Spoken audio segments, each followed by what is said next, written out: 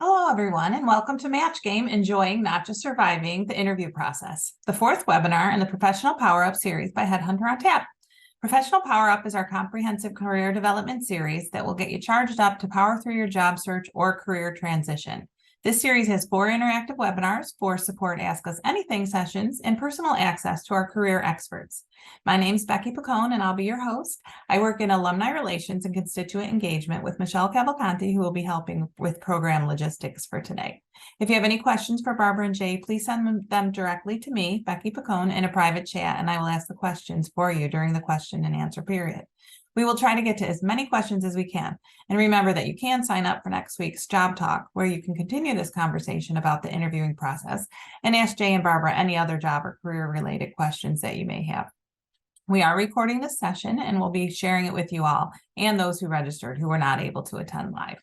You can also find the recordings of the previous events in this series in our webinar library. Michelle is posting that link as well. Thank you for everyone for being here. And now I'd like to introduce Barbara Grossman and Jay Berger, the amazing duo who make up Headhunter on Tap. Barbara and Jay are the co-founders of Paradigm Partners. They've spent the last 30 years in executive recruiting and career services. Together, they bring a practical, real-world approach to career development services and resume writing. Their approach is informed by their experience as executive recruiters. Barbara and Jay are part of the Alumni Life and Career Coach program, and they've been generously providing complimentary advice and guidance for our University of Rochester community on the first Friday of most months for almost 2 years now in the Job Talk series. They've already helped so many alumni and other community members with creating new resumes, transitioning industries, finding new career paths, preparing for interviews, and assessing how to get to the next point in their career. They're very passionate about helping alumni and students with finding new opportunities by sharing their expertise, knowledge, and experience. Welcome, Barbara and Jay. We're so happy to have you with us again. That was so quick. Hi, everyone. Welcome back. Thank you so much, Becky. It's hard to believe we're at our last webinar of the series of this spring, but here we are, and we are very happy to see spring. So these are kind of interesting times in the world, and the protocols and the practices are changing and evolving like very quickly. So we're excited to be here because we know there are just a lot of questions. We're very grateful to the university for making this program available because so many people are uncertain, which is really understandable given how rapidly everything's changing. Today's webinar is going to focus on interviewing. Jay, for those of you who have been with us before, you kind of know the drill. Formula. Jay is going to start out with context. I will provide some of the detail, and then Jay will wrap up at the end before we have time for some questions and answers. As Becky mentioned, we will have one more job talk, which is going to be next week. That one's an evening one. We haven't done that before, but we want to give everyone an opportunity to be there who would like to be and may not be able to be there at 12 noon. We also have three sessions of office hours, and there is availability. So please do check those out if you have personal questions, things that are very unique to you that you would like to speak with us It would be a 20-minute one-on-one with either one of us, so we can cover a lot of ground in that. Jay, you want to start with? Yeah, let me see if I can get us there. You did. Share screen. No. Yeah. So you're there. We're there, but I have to get to this. How do I get behind here? Slideshow. From there, can we do it?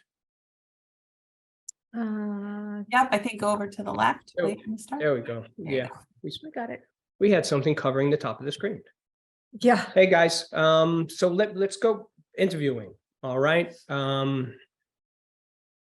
What we want to do today is we want to talk a little bit, just demystify the process a little bit. Our feeling is that once somebody is aware and understands, well, joy of interviewing, that's a little bit of a joke here, but we want to make it a more pleasant experience with insight and preparation, knowing what is coming, also being prepared when you walk through the door can lessen anxiety. And that's what we hope to do today, make interviewing a little bit more palatable for most of you. Some people enjoy interviewing, all right? Some people dread it. A lot of times it's tied into the need, how badly somebody is in need of a new position, or just exploring, but we'll talk about that in a second. What I want to do is I want to change the context of the interview a little bit. I like to say to people, and we both like to say to people when we talk to them, is that interviewing is nothing more than a conversation. All right. It's a conversation for possibility. Two people are coming together and both people have needs or desires or wants. If you are exploring this new job, it's either to elevate what you're doing right now or change your situation, or you're unemployed and looking for a job. We'll talk about that. But on the other side, that company has a need. All right. And that person is just as invested in wanting to hire you as you are in getting that job. Because if you walk through the door or you zoom in there, and you meet and actually you satisfy you, they want to hire you, you bring skills and ability to what they're looking for, that person can go on and get back to doing what they enjoy doing, which is mostly their job. Most people don't like interviewing, all right? HR people, that's their job, but hiring managers do not enjoy interviewing. For the most part, they want to go about doing their jobs. So there's a mutually beneficial thing here. They want to hire you on the other side, all right? One of the things to also remember in interviewing, it's not a matter of being good. It's not a matter of clearing a bar. It's not a matter of being talented. It's a matter of being appropriate. All right. You want to be appropriate for the situation. You don't want people come out of interviews saying, I didn't do well, or I bombed it. Not, it wasn't appropriate for me. And when people come out of an interview, I generally ask them, how did it go? And they say, well, I'm not sure if they like me. I said, oh, I'm not worried about that. I want to know if they know who you are, what you bring to the table, and what you're all about. And if the candidate says to me, yeah, I think they understand who I am and what I'm all about, I said, that's a successful interview, because all you can do is put that out there, and then it's up to them to decide whether you're appropriate for it or not. But we're going to move on. And one thing I will say is with interviewing, if you have any anxiety attached to interviewing, the worst thing that can happen as a result of an interview is nothing. So don't worry. There's no cost. It was investing an hour's time. That's it. Your situation matters. Your situation matters because it may dictate time spent. The more motivated you are to make a change, the more preparation you might do. If you are employed or unemployed, if you are employed and you're checking out and want a better job, great. The need is not as great as when you are unemployed. So mergers and acquisitions, the need is coming down the road. All right. So you do have its timeline in the back of your mind, but in the back of your head there.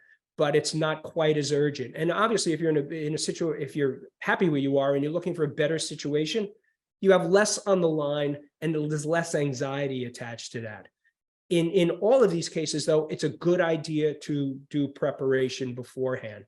You don't want to waste your hours interview. And we're going to talk about preparation. We're going to take you through the whole process of what to prepare.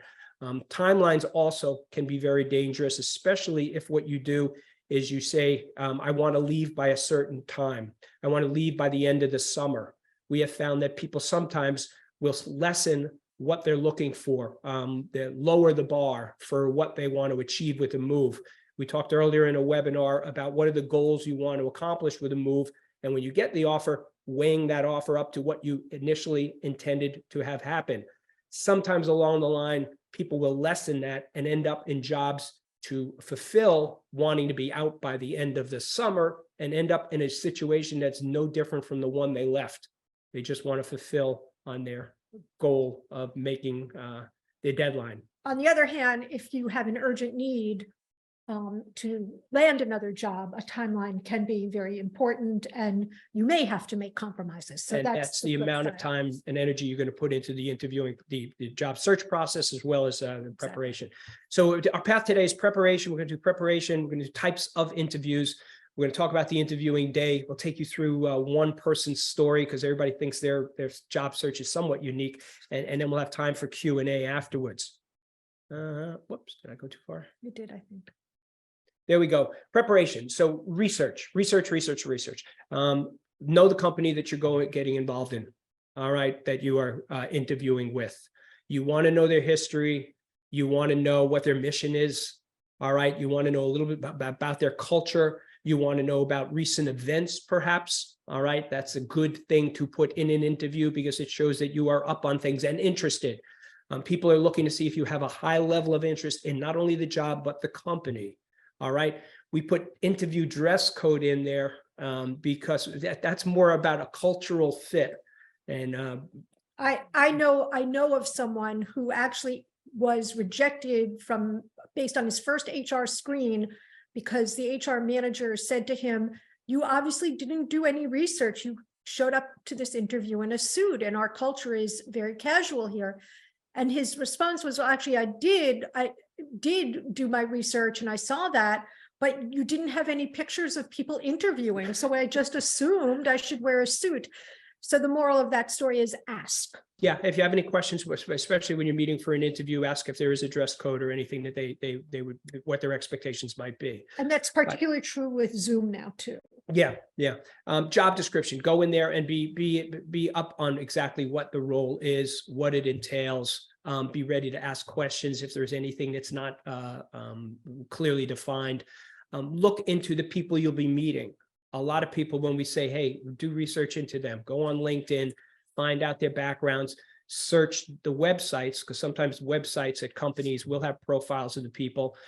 Find out what people think it's stalking. It's not stalking, it's due diligence. Any professional will want to know, they will look highly on you if you know a lot more about what you're getting involved in, because it shows preparation, it shows detailed thinking, it shows that you're being careful about what you're doing. All right. And if you can use some of the information you see in the conversation, that's even better. Whether you share a hometown or a company earlier on, whatever. All right. Do you want to say I something? was just going to say, just don't be too personal. I do know someone who actually went and looked up where someone lived and commented about it, and the person interviewing her felt very intruded upon. Now that's stalking. So short Exactly. of that, Don't all be right. too personal. So I recently talked to somebody who's got like 20 years in the field, and he was going on the interview, and I said, have you prepared any answers to questions? He was like, what are you talking about? I said, okay, go online and look at, you'll find a lot of sites that say the most frequently asked interviewing questions. I said, prepare answers to those. It's not a creative writing exercise.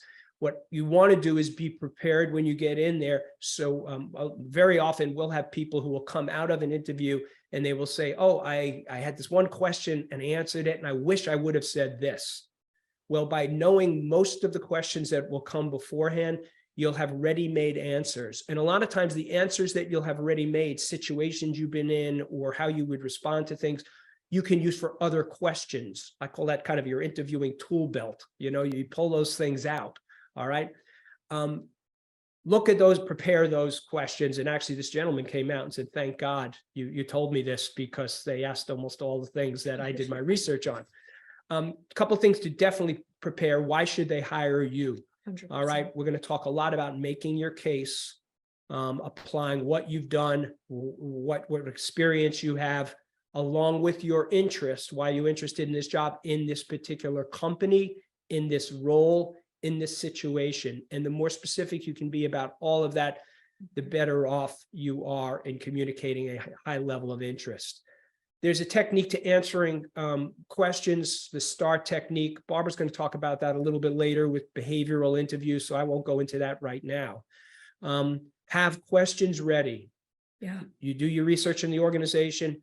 You might want to know more. Have questions about the job, the role, the team, the people you'll be working with, the level you're coming in.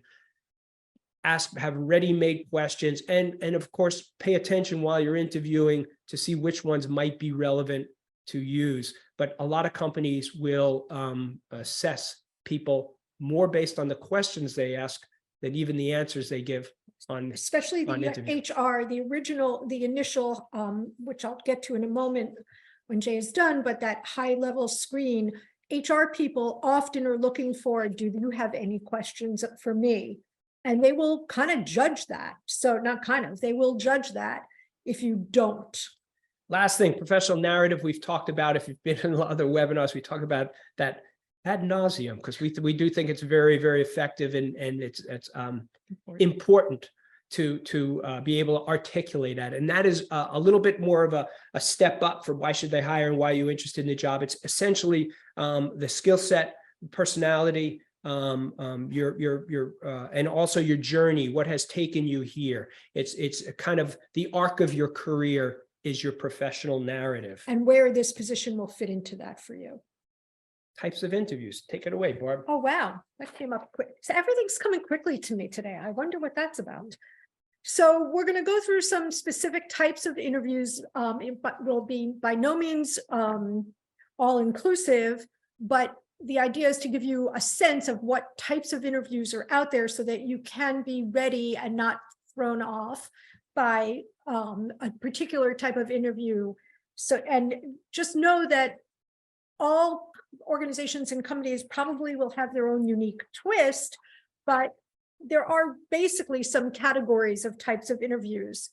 The first level one, which I just referred to a minute ago, is that initial pre-screen or screen.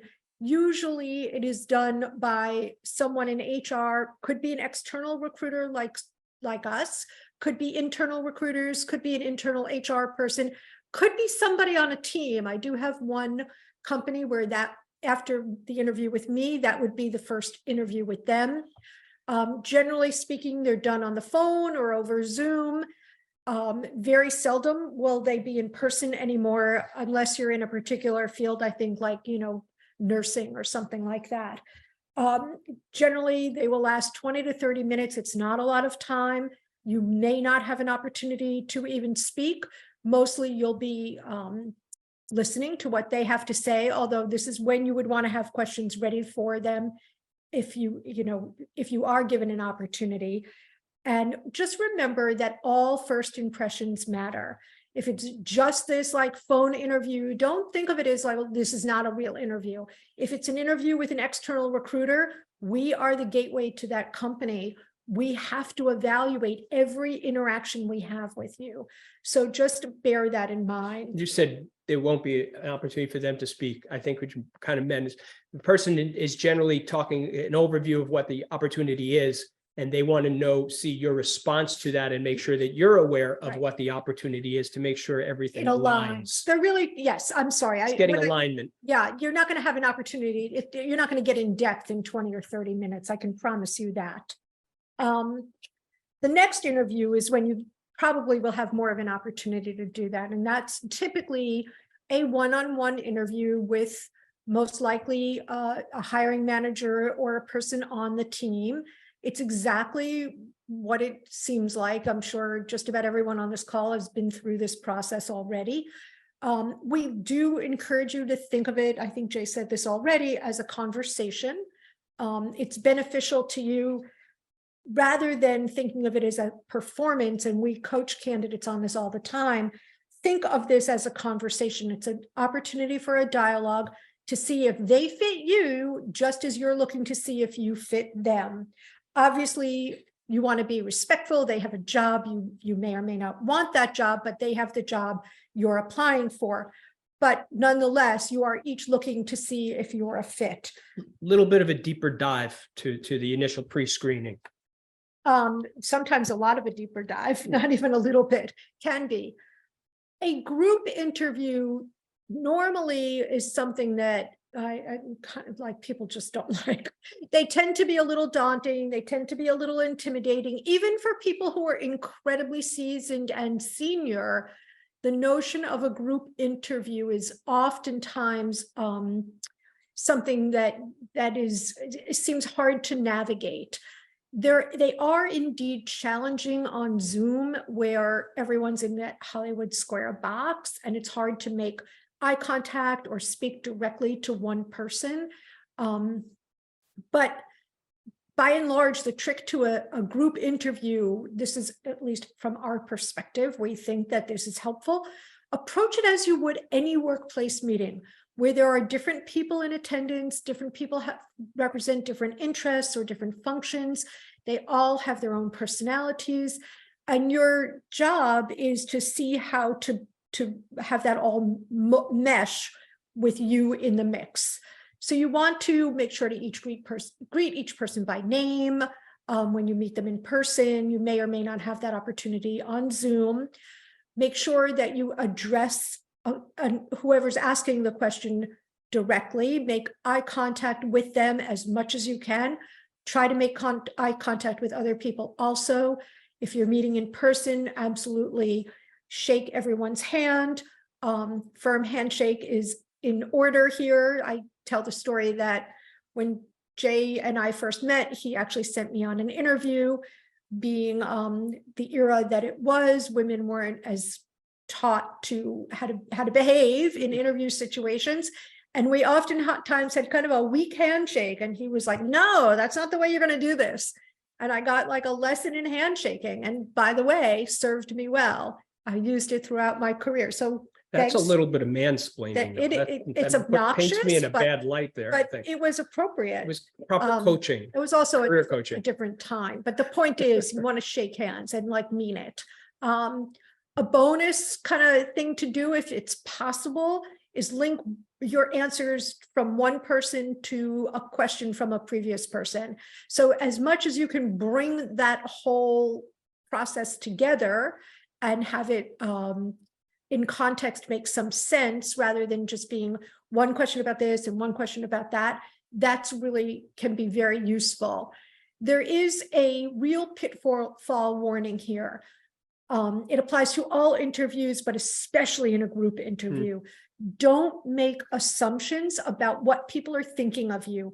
If you happen to notice, and we hear this often, oh, so-and-so seemed very distracted, and I assumed he didn't really like me.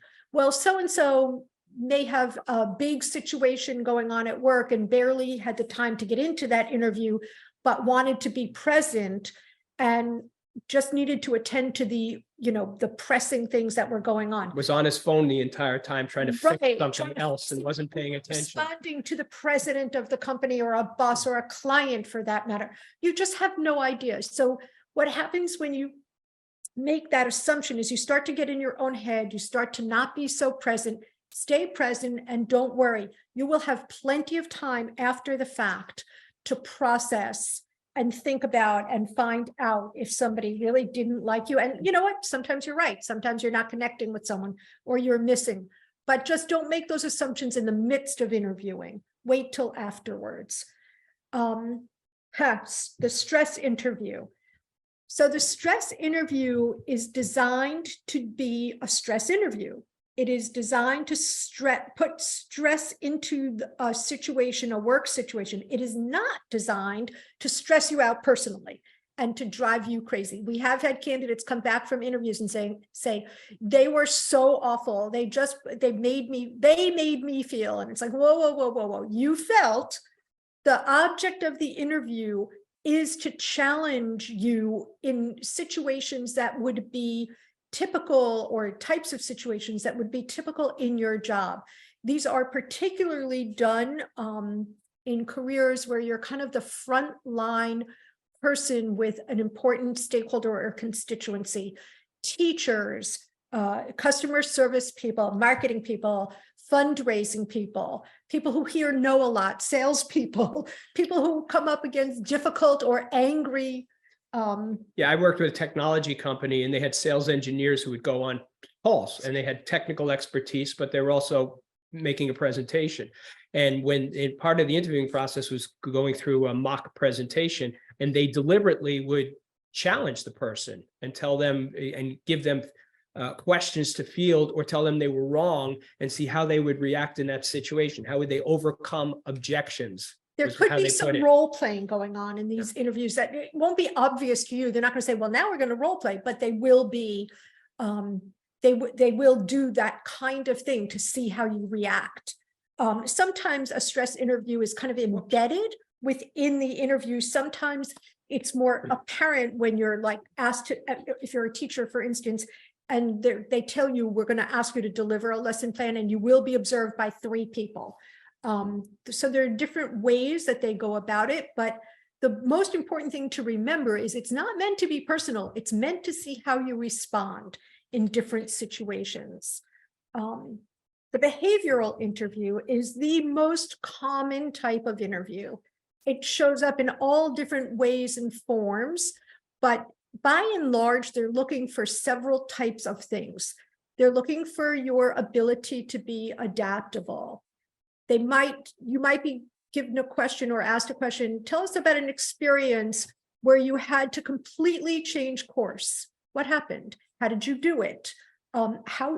They're looking for literally for your behavioral, your actions, given different types of problems or situations. They may be looking to see if you're a team player. What kind of teamwork do you participate in? Have you participated in? And mind you, they may have a situation going on in their organization that you're not aware of. There may be a very difficult team member. So you may be given a question like, think about a situation where a colleague disagreed with you or you disagreed with them and you were really far apart. How did you resolve that? I've known of situations where there's a particularly contentious team member and everyone who comes into contact with this person has a little bit of difficulty. They want to make sure you can navigate that and won't be really thrown off by it. Motivation, that often comes up in a very subtle way, but they're kind of looking for, did you take the initiative to solve a problem? Were you able to be successful? Did you align the people necessary? How motivated and able are you to be in those kinds of situations? Time management is a really big one, and under that comes not just time management, but prioritization. Think about a time where you had to completely redo a difficult project and you were on a deadline. How did you manage that? Or you have 3 pressing priorities coming from 3 different places. How do you choose which one to do first?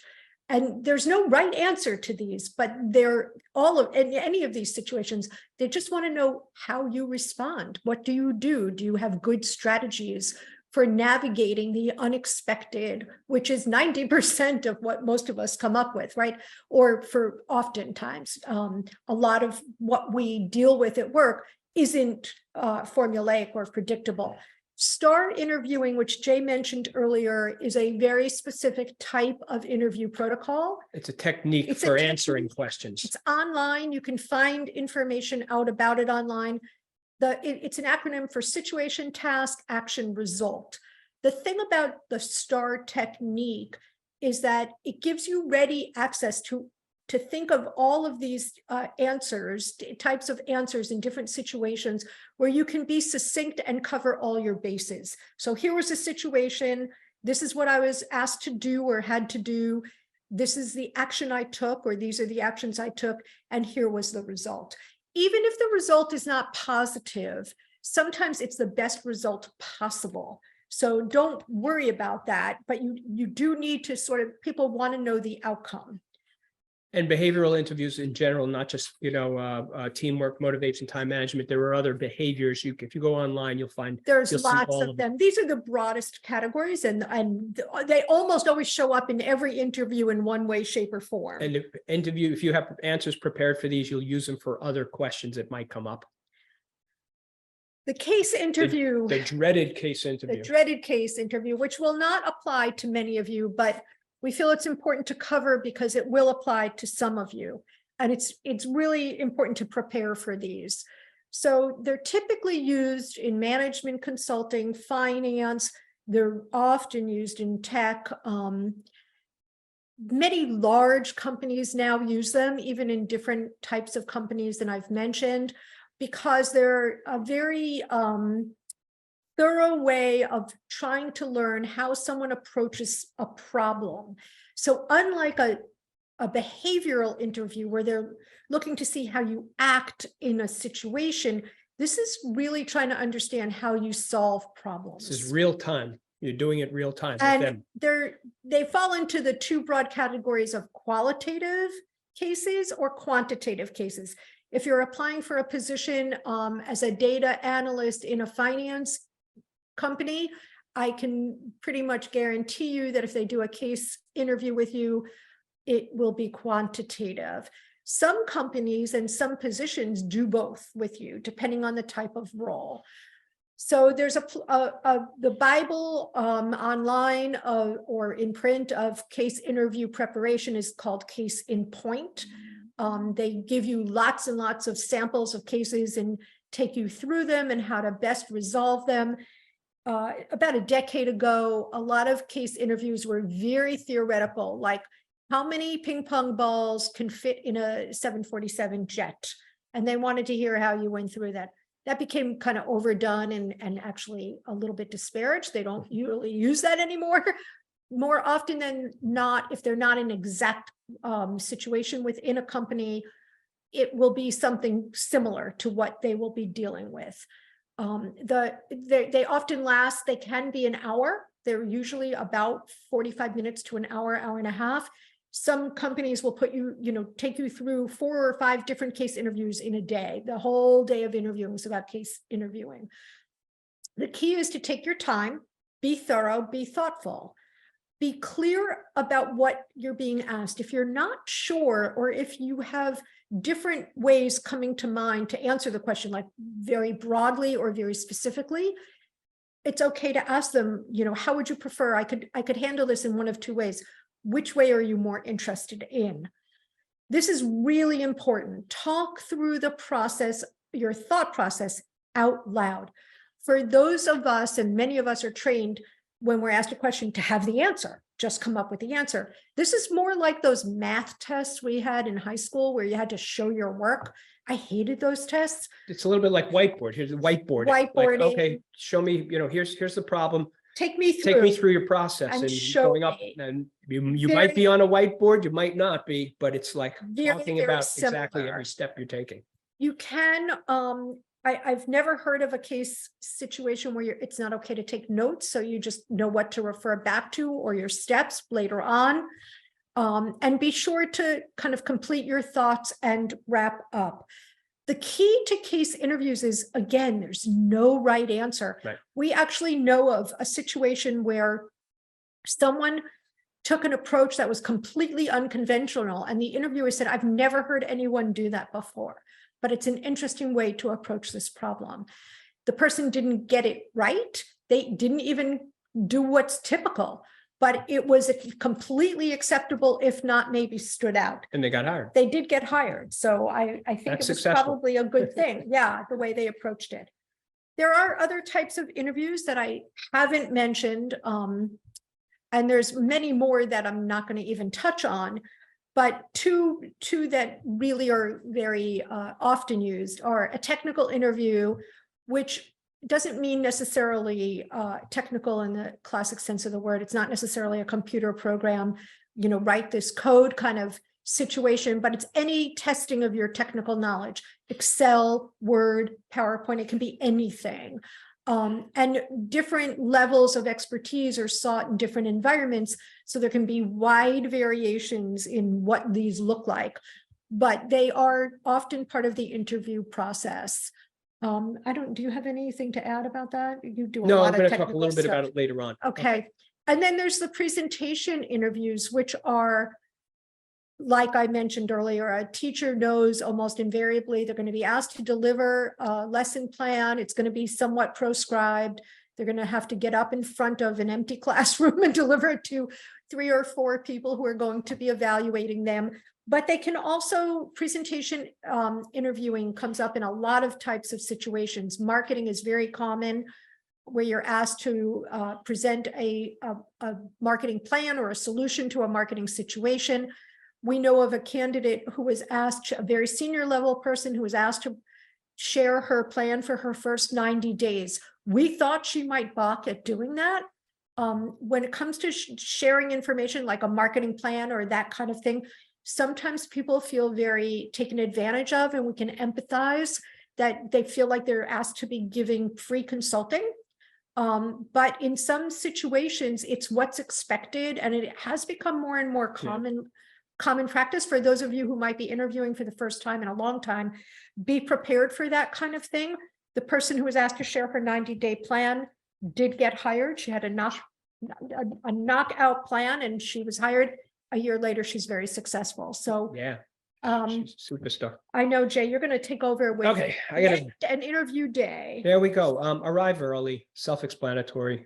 Show you certainly don't want to be late. And if you get there early, you can compose yourself. So you don't want to be out of breath or whatever, bathroom visit, all that stuff. Be positive. The person sitting across from you is interviewing and they would prefer to probably be doing anything else other than interviewing. I know I keep bringing that up. So if you are draining the room, that means that the interviewer has to work that much harder. They may rise to the occasion or they may just not care. So the more positive, the more energy that you can bring to the process, the more proactive you can be, the better. I know it's not easy for some people. The more preparation you do, the more information that you may have to put forward and engage that person in conversation. Next thing, stay present. We talked about that earlier about not making assumptions. You want to stay present. You don't want to think about other things while you're in the midst of the interview. Focus on the questions.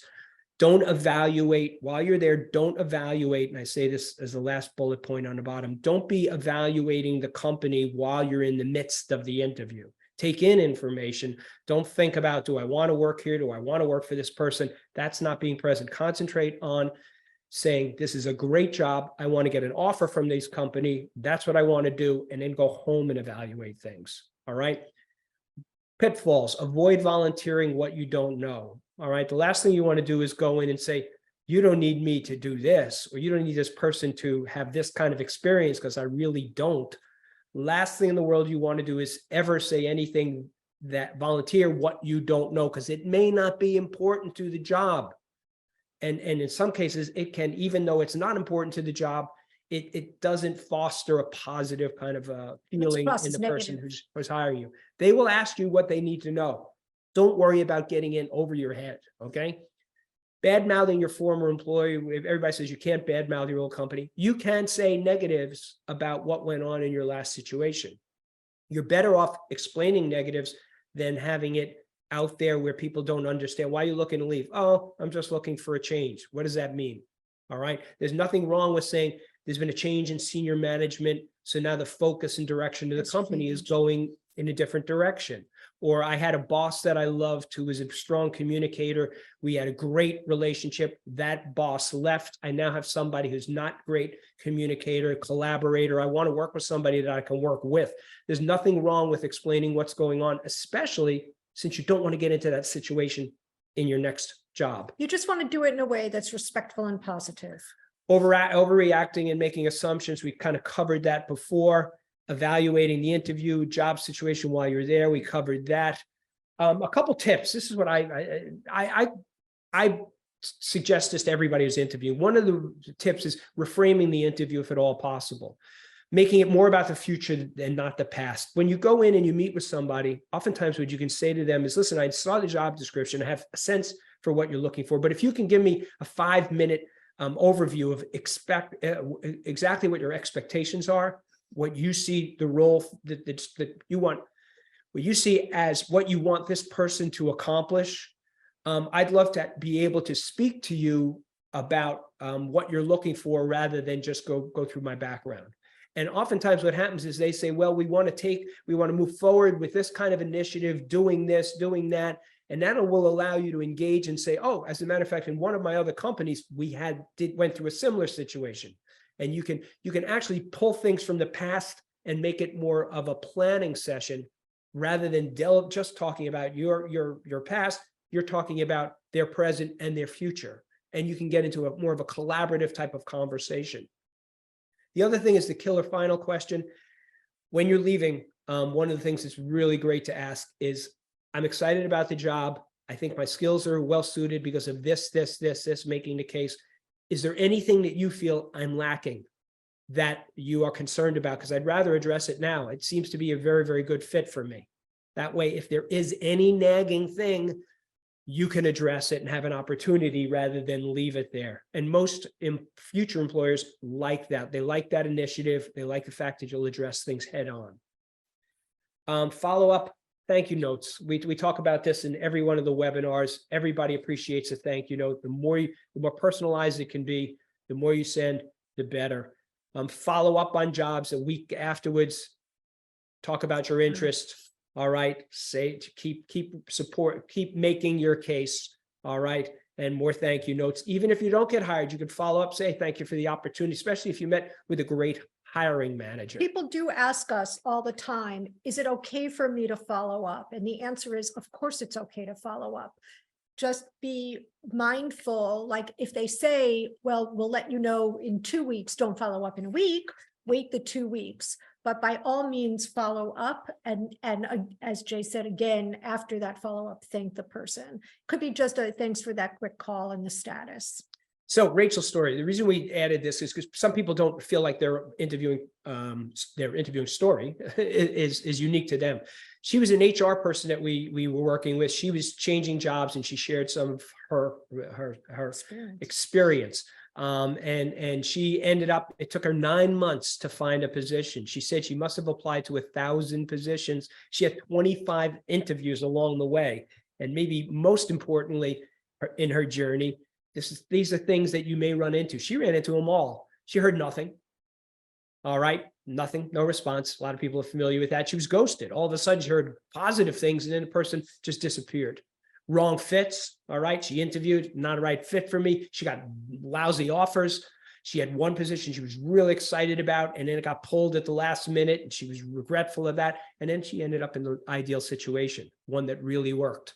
At the end of it all, after 9 months, she said, all in all, I really appreciated the self-discovery process.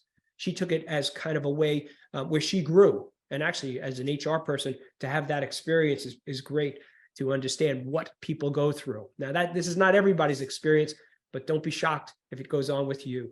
And takeaways. So kissing frogs, we talked about that in our last webinar about applying for jobs. Same thing here.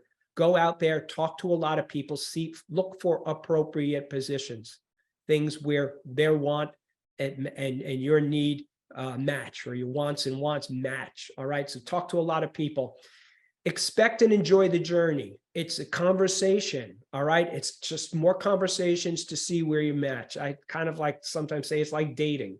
All right. You go out there and you look for some special person, and then all of a sudden it works. And people come out of interviews and they say sometimes, Jay, it wasn't even like an interview. Yeah. It was like, it was so easy.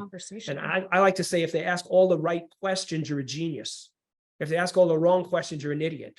All right. But that's not true. It's actually, you're either appropriate or not. It has nothing to do with your skill level. Yeah. Appropriate or not, or you're a fit or not. It's the right job for you because of all sorts of things like that. It's not personal. That's an example of it's not personal. It's appropriate. And talk to people. Nothing ventured, nothing gained.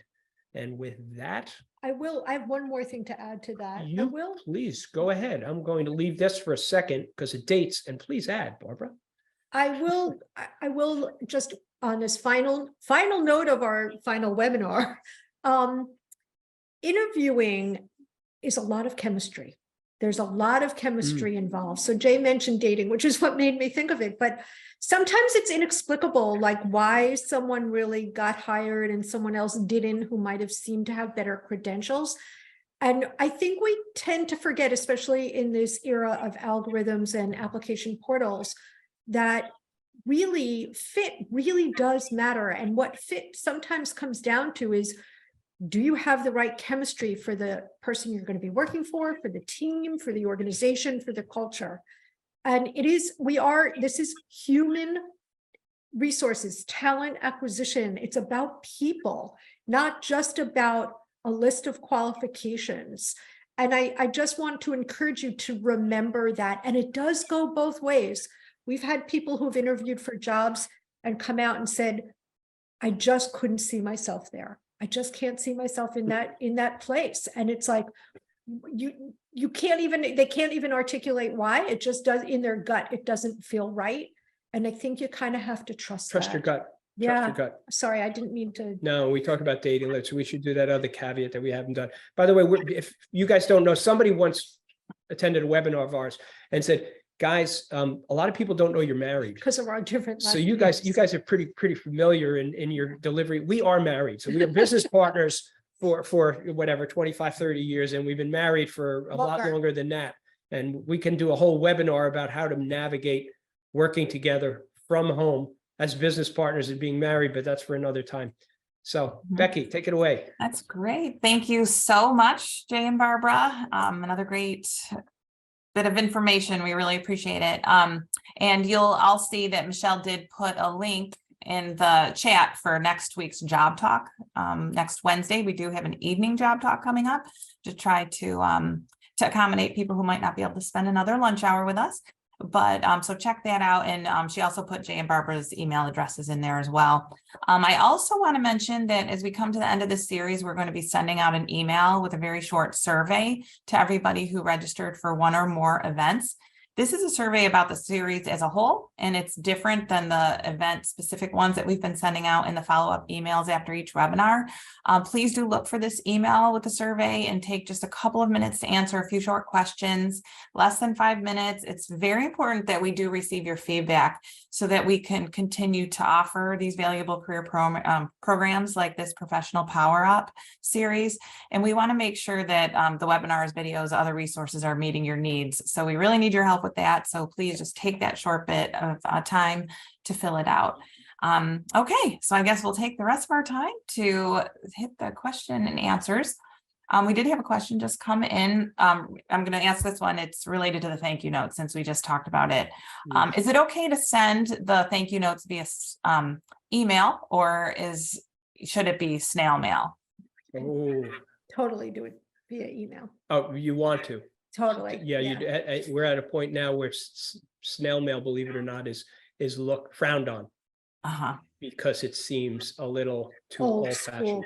By the way, the sooner you can get your thank you notes out, the better. So I know people that send thank yous as they leave the interview. And that's always, it just shows that you're just on top of it. It's perfectly fine. Sometimes it's okay to text, depending on how you've been in conversation with people. That's also can be appropriate, and usually if it's just shorter, right? So a more typically for I would formal recommend, I would interview, recommend an email email. is the I would best. recommend an email. And don't rush to send it and have it be sloppy Right. or not address what you want to To say. say. So give it Yep. a little bit of thought. I know somebody who used to compose it on the elevator on the way down on his phone. That person was a talented communicator and could handle it. But for the most part, give it some thought and make sure, because it can cause, as much as it can reinforce things, it can also knock you out. Yeah. So We do have candidates, by the way, when we're working with candidates with companies, we have candidates who will send us their thank yous to make sure beforehand, to just make sure that they haven't missed anything. yeah, proofread. We talk about it with some of our earlier stuff. Have other people look at it and proofread it, even for mistakes and or content, but mostly mistakes. And in the thank you note, I mean, what you want to do is you want to follow up and thank them for their time, but you also want to, again, reinforce why you're interested in the job, why you'd be a good fit, and the impact that you think you can have on the organization. And then just say, I hope to hear from you about next steps. Either way, I wanted to thank you for the opportunity. There's also, if there was anything that came up that either you felt like maybe you didn't address fully, or there was an open-ended question. We know someone who completely blew a question in an interview and went back in the thank you note and said, I know that I didn't get this correctly. I know I missed this. Let me, I'd like to just explain blah, blah, blah, blah, blah. I don't know if I was clear when you asked me this. Let me, take another swipe at it, kind of. Or I got it wrong when I did this instead of this and explained, and it was fine. So it can clarify some situations as well. You can use it for that. Okay, great. Another kind of a end of interview question that has just come in is, in this day and age, especially after post-pandemic, if you're not comfortable with handshaking, is fist bumping okay? That's a good question. Yes. I have to say yes. Yeah, I agree with that. I think so. Absolutely. Unless you're interviewing. That's a really, thank you for that question. We have to update our webinar. Unless you're interviewing with the Republican National Committee. All right. So I think, if you're interviewing with Hobby Lobby, it may be, and if you're uncomfortable, but then, so there is something we talk about we're talking about understanding the culture. So you do want to understand the culture. Comfortable with it, you shouldn't do it, but just know it may cost you. Okay. All That's right, a great. good point. Thank In you. most cases, fist bumping is not going to be an issue. No. So Okay, thank you for that question. Another caller has asked, how do we keep energy and motivation after 3 or more rounds of final interviews in a multi-interviewing process? That's a good question. Coffee. Usually, if you have that many interviews, there is an opportunity for a break, but not always, but often. And if you have that opportunity, I would recommend like just taking a few minutes, even if you're going to lunch or something and you have to eat whatever, to just kind of get recentered and catch your breath. yeah, It is exhausting. I don't know quite how to answer. I don't know if it's this person is talking about from a physical standpoint or an emotional, mental standpoint. Yeah. I think, it harkens back to and I'll tell a quick story because I love telling stories. But I mean, one way to approach it is saying, okay, you're not going to wear me down. Go ahead. Let me see somebody else. All right. Okay, I can do this. Is this part of the initiation? All right. It's a little bit like being maybe when you're a doctor and you're doing, your internship. Is that it? When you're They don't let and you do you more than do 24 hours. But we had, I remember early on in business when I was working for somebody else. I had my own company forever, but when I was working for somebody else, there was one guy that they didn't quite want to hire. And so they ended up interviewing him over and over again, sent him to several different offices. And so he interviewed with about 10 different people. They didn't want to say no to him. And he finally said to one of the senior people, he said, look, I'm going to keep coming back. All right. You can keep having me interview. There's no way I'm pulling out of this. So you either got to tell me I'm not getting a job or I'll come back 100 times. I don't care. And it was funny as all hell, but actually it worked. I ended up hiring him and he was a stellar employee. I mean, he was dogged. So. Great. Yeah, I think it is a mental thing. Like you've got to just sort of say, I can get through anything and I'll just keep going. But, try to get a few minutes if you can in between, do whatever relaxation techniques you use to just sort of clear your mind. Because that's, I think, the hard part after each one is to like just clear your mind from the one before. All right, great. Thanks. Okay, we also have a question in here. How much of the interview would you say is having your skills and experience assessed, and how much are they looking at you personally, like your personality, or whether you're a good fit? Depends. It depends. It depends. Sorry, it's hard to know in advance. Sometimes, and this is interesting, sometimes I have worked with companies where one company I'm thinking of in particular, there's always two interviews with one interview with 2 different managers. One would be the person you're reporting to, and then a second person, and often with a teammate or a cross-functional partner. And in the first interview, they may cover all the skills. And the first manager says to the second, you know what, I didn't really have a chance to get into much about personality. Can you check for, and that would probably be a lot of behavioral interviewing, right? So sometimes it can be deliberately collaborative. Obviously, most companies want to know both, but there are managers who don't. It depends what the need is within the organization. What type of If job? there is a specific skill, like we don't have anybody who knows this, and we need to hire somebody who knows this. Yeah. And that the person we're hiring doesn't need to get along or deal with a lot of other people internally. They can kind of sit at their desk and just do this.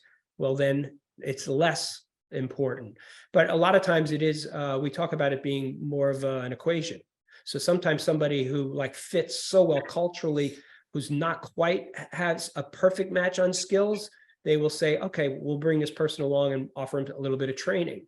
Somebody else who might come in who has excellent skills and not quite fit in exactly right, or personality is not quite wonderful or outgoing or whatever you want to call it, they will opt in that direction. So it's not clear. And a lot of times skills, what we didn't talk about, what we did in the last webinar, sometimes the skills that they say they're looking for are not necessarily skills they absolutely have to have. A lot of times that's a wish list. And oftentimes, and I've Some done searches where I get back to somebody and say, I'm so frustrated, I can't find somebody who has this and this, technical skill. And they go, well, Jay, we don't even use that. We were thinking maybe we'll use that in the future. And I'm banging my head against the wall, looking for somebody to present with a specific skill that they're not even using. So I have a client who there's a data analyst team within a larger team, and most of the people on the data analyst team are pretty quantitative, right? They don't have to have a lot of strong communication skills or not doing a lot of communication with other people, but they did have this one role where the person was going to be working with all the other specialists on the team to help them to create tools for them. So communication was going to be really, really important. And they rejected a few candidates who would have been otherwise perfect for that team because they really needed both. So to your point, depends on what they need. yeah, and if we have three people, it's the makeup of the team is very important. We have three people who are tremendously outgoing. I don't need a fourth person who's tremendously outgoing, as long as they can communicate, effectively. Okay, great. Another person wrote in, do you have any interviewing techniques or suggestions to help out when your jobs have been sporadic? Your work experience. Professional narrative. That's what you want to do is you want to prepare ahead of time for walking somebody through some of your decision making or some of the things that you have experienced during your job journey. Now, in some cases, some people say, well, I just had this job and I didn't like it. And then I went here and had this job and I didn't like that. And then I went here and had this job and I didn't like that. That's obviously a negative way of looking at it. And the positive way of looking at it is I went to this particular environment and required a lot of customer facing problem solving. And that's not my personality. So I wanted something that was a little bit more operational and procedural. And then I went to this next company and then I discovered that they needed some deeper technical skills. So sometimes it can be an evolution where you say, what's wonderful about the 3 jobs I had is I know exactly what I want to do now. And that is and then you plead your case. So there is a way of reframing it, that they were learning experiences, that there was some deliberate thought given to the journey that you took. And now you are getting the person who's hiring you is hiring somebody who's got several years of experience, knows exactly what they don't want to do, knows what they want to do, and has a little bit of business maturity, having seen a few different things. Okay, great. Thank you for that question. And how do you guys feel about sharing your pronouns in the interview as you're first saying hello? Sharing what? Pronouns. It's generally, so on Zoom, you have the opportunity to do it in your Zoom bot, right? Like it's right there. I think it probably depends who you're interviewing with. If you're interviewing with HR, I think it's perfectly appropriate to do. I think if you're interviewing, I know it's customary in our world currently. I think in some situations it might be a little bit received as like, well, that's odd. Why are they doing that? I think conventionally it would be, the convention is, yes, it's fine to do, but in truth, in execution, I'm not sure. I think always fine with HR. I might be somewhat, might try to read the room. I think like anything you want to read the room. It's such a politically charged thing right now. It is. And the problem that I think occurs, what you want to do in an interview is you want to put the interviewer most at ease. Right. All right. So in that regard, if the interviewer, and by at ease does not necessarily mean that they have a problem hiring somebody who had, with pronouns and whatever, it's just how to converse or how to conduct the interview. So there's an element of like, and they're like the risk reward. Some people say, hey, I want to be me and I want to go in here and I want to do it this way. Great. And then, and by the way, the person who's interviewing has no problem and goes right into they and them, and man, this is the right environment for me. It could be that person, if it's a hiring manager, has more difficulty in navigating that. And that may be like, good, then I don't want to work in that environment. So there's a risk reward thing to that. Understanding the culture of where you are and what their DEI commitment is also important. Yeah. There's probably not, like most things, there's not a perfect answer, Right. but I wouldn't want to mislead someone and say, yeah, it's always fine, because it may not be. Okay. All right, great. Well, the time has gotten away from us like usual. The time just flies. So we've come to the end of our session. So I just want to thank you guys so much. And for anybody that's on here, we'd love to have you join us next Wednesday so we could continue the conversation and get to some more of the questions. I want to thank you, Barbara and Jay, for sharing your insight and expertise again with us, and everybody for joining the lunch hour. Please remember to sign up for next week. And again, look for that survey following next week's event. And with that, I'll just say thank you. And we look forward to seeing everybody again soon. Thank Great. you. See you on Wednesday Okay. night. Bye. Bye.